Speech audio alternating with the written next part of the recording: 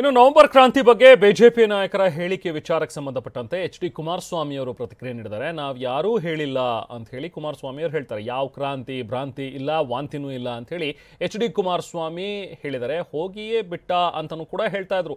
ನನ್ನ ಬಗ್ಗೆ ದೇವರು ನಿಮ್ಮ ಆಶೀರ್ವಾದದಿಂದ ನಾನು ವಾಪಸ್ ಬಂದಿದ್ದೀನಿ ಅಂತಲೂ ಕೂಡ ಮಾತಾಡ್ತಾರೆ. ನಾನು ಎಲ್ಲೂ ಕ್ರಾಂತಿ ಹೇಳಿಲ್ಲ. ನನಗೆ ಕ್ರಾಂತಿನೂ ಇಲ್ಲ, ವಾಂತಿನೂ ಇಲ್ಲ, ಭ್ರಾಂತಿನೂ ಇಲ್ಲ. ನಿಮ್ಮೆಲ್ಲರ ಶುಭ ಹಾರೈಕೆಯಲ್ಲಿ ಏನೋ ಕುಮಾರಸ್ವಾಮಿ ಮುಗಿದೇ ಹೋದ ಅಂತ ಅನ್ಕೊಂಡಿದ್ರು. ಮತ್ತೆ ಭಗವಂತನ ಆಶೀರ್ವಾದ ಗಟ್ಟಿಮುಟ್ಟಾಗಿ ಬಂದಿದ್ದೇನೆ, ಇದ್ದೀನಿ ನಿಮ್ಮ ಮುಂದೆ. ನನಗೆ ವಿಶ್ವಾಸ ಇದೆ, ಈ ಜನ, ಕರ್ನಾಟಕ ರಾಜ್ಯದ ಜನ ಇವತ್ತೇನು ಬೇಸತ್ತು ಹೋಗಿದ್ದಾರೆ, ದಿನಕ್ಕೆ ಕಾಯ್ತಾವ್ರೆ ಯಾವಾಗ ಬರುತ್ತೆ ಚುನಾವಣೆ ಅಂತ. ನನಗೆ ಆ ವಿಶ್ವಾಸ ಇದೆ.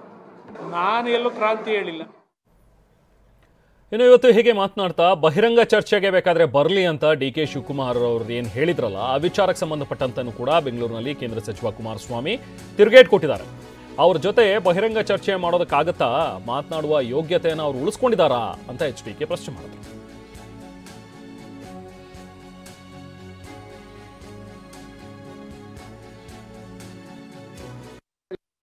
ನಾನು 2007 ಕೊಡ್ತಾ ಇದ್ದೀನಲ್ಲ ಆದೇಶಗಳು ಏನೇನು ಮಾಡಿದ್ದೀವಿ, ಆ 20 ತಿಂಗಳ ಆಡಳಿತದಲ್ಲಿ ಏನೇನು ಮಾಡಿದೆ, ಇಲ್ಲೇ ಇದೆ ಆದೇಶ.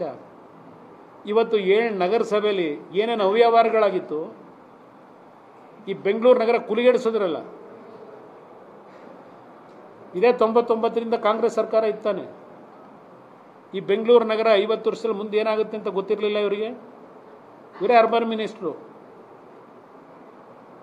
ಅರ್ಬನ್ ಮಿನಿಸ್ಟ್ರಾಗಿ ಅವ್ರ ಲೆಟರ್ ಹೆಡ್ಡಲ್ಲಿ ಅಲ್ಲೆಲ್ಲ ಬಳ್ಳಾರಿಲಿ ಅದ್ರ ಹೊಡೆಯೋದಕ್ಕೆ ಸುಳ್ಳು ಹೇಳ್ಕೊಂಡು ಆ ಲೆಟರ್ ಹೆಡ್ ಅಲ್ಲಿ ಯೂಸ್ ಆಗಿತ್ತು. ಅದ್ರ ಜೊತೆಗೆ ಅದು ಯಾವುದೋ NTI ಸೊಸೈಟಿ ದುಡ್ಡೇ ಕೊಡದೆ 10 ಎಕರೆ ಬರೆಸ್ಕೊಂಡ್ಬಿಡ್ತಾರೆ ಯಾವ್ದು ಇವ್ರ ಶಿಷ್ಯಂದ್ರಿಗೆ. ಈಗ ಅವೆಲ್ಲ ಬೇಡ, ನೆಕ್ಸ್ಟ್ ಅವೆಲ್ಲ ತಂದು ವಿತ್ ಡಾಕ್ಯುವೆ ಏನು ಬಹಿರಂಗ ಚರ್ಚೆ ಮಾಡ್ತಾರೆ?